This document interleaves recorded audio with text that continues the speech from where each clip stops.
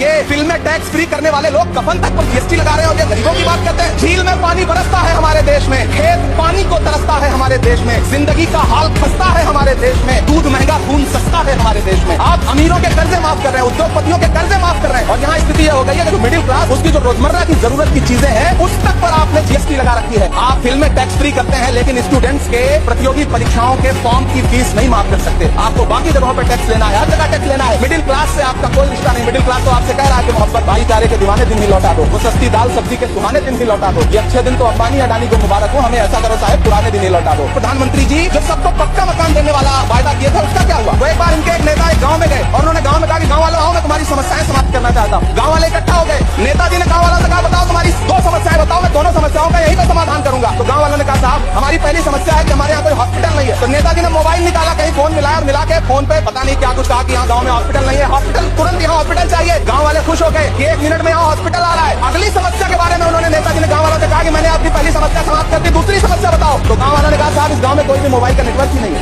ये है इनके काम करने का तरीका, ये है झूठ बोल